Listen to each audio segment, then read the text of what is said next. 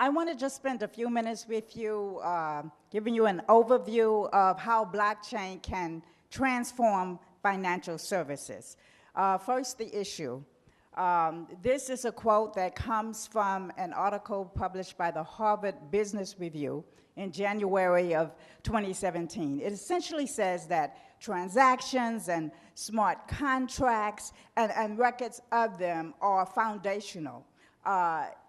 It formulates the basics or the infrastructure for many of the systems that we have today, including financial systems and legal systems and government systems. However, they are very antiquated, they're very slow and inefficient.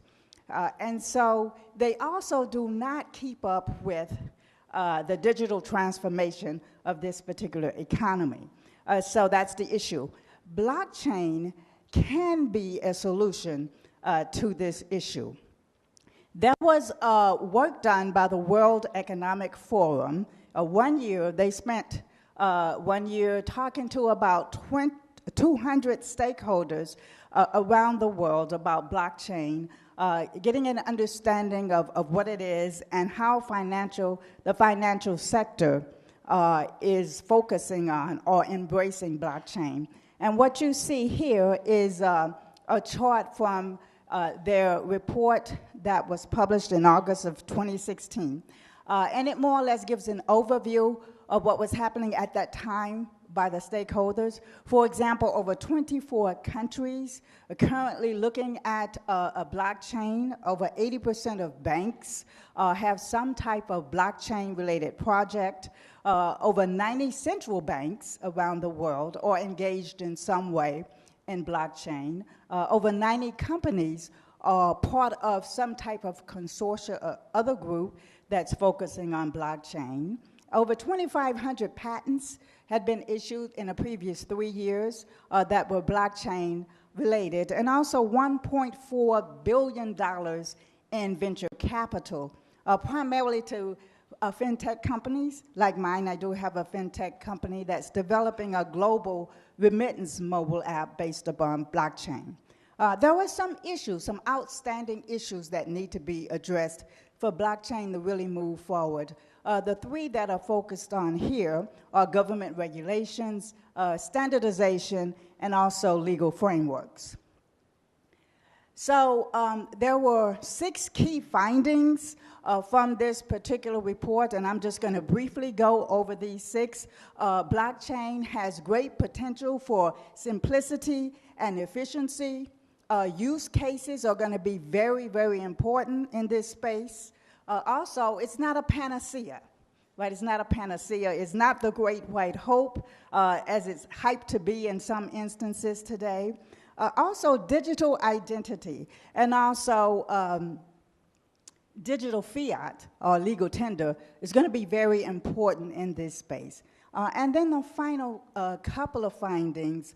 One is it's going to take collaboration among all of the stakeholders coming together to work, and some of them may have competing interests, but coming together from a standards perspective and other perspectives to address this issue. And blockchain has the potential to enable innovative and creative financial infrastructures, the type that may not even exist today. So in 5 or 10 years, we may see a financial infrastructure that's very different from what we experience today. So I'm going to spend the next couple of charts sort of giving an overview of a global payment system. This particular chart highlights how it's done today, and then the next one is how it can be done leveraging a blockchain environment. So what you see here is a sender who wants to send money to a family member or a friend back home in another country.